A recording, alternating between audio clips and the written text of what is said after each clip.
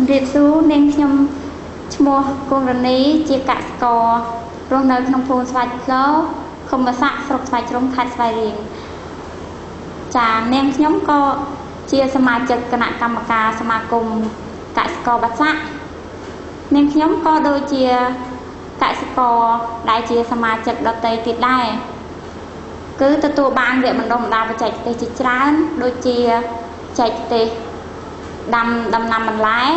បច្ចេកទេសចិញ្ចឹមមាន់បច្ចេកទេសធ្វើដំណាំស្រូវភាពជាអ្នកដឹកនាំនិងសហគ្រិនភាពចាជំនាញទាំងនេះជួយធ្វើឲ្យនាងខ្ញុំដាំដុះដំណាំនិងចិញ្ចឹមសត្វទទួលបានទិន្នផលច្រើនជាងមុននាងខ្ញុំតែងតែចែករំលែកចំណេះដឹង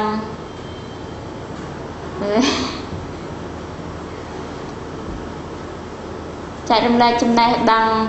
និងបទពិសោធន៍ទាំងនោះដល់កសិករដទៃទៀតដើម្បីឲ្យពួកគាត់មានលទ្ធភាពរកប្រាក់ចំណូលជាបានច្រើនជាងមុនចាតាមរយៈការដាំបន្លែនិងចិញ្ចឹមសត្វសម្រាប់លក់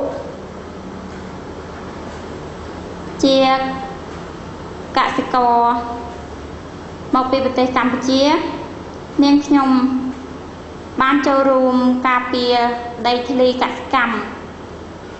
និងបរិស្ថានខ្ញុំទទួលស្គាល់ថាកសិករដទៃទៀតក៏មានសិទ្ធិខ្លាយជាសហគ្រិនហើយខ្ញុំមានការទទួលស្គាល់នៅសកម្មភាពកសិកម្មផ្សេង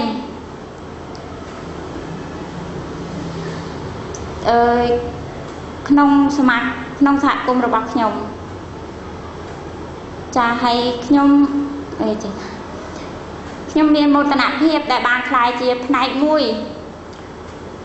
ក្នុងការចូលរួមទទួលខុសត្រូវលើឧស្សាហកម្មនេះសម្រាប់ប្រកួតផ្គងចំណីអាហារដែលអាចឆ្លើយតបបាន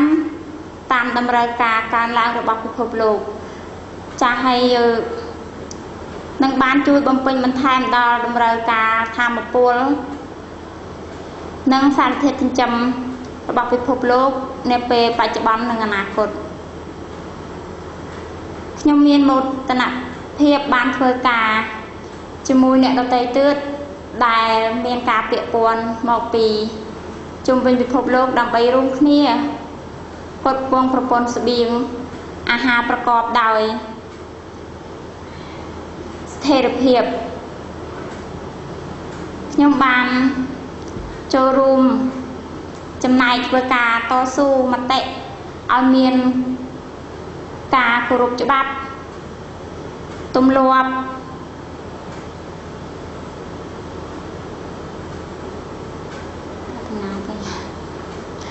បានសមរម្យកសិករអាចទទួលបានដើមទុនប្រកបរបរកសិកម្មនិងអនុវត្តបានល្អនឹងផលិតកម្ម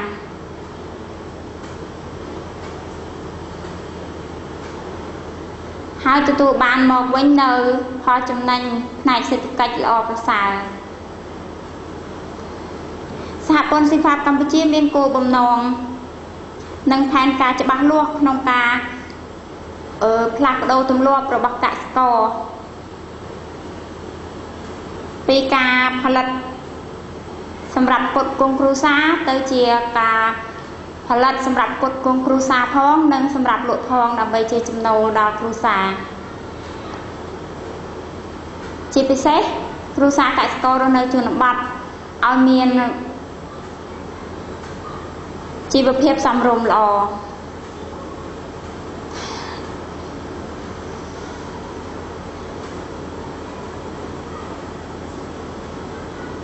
សូមអរគុណចាសូមអរគុណ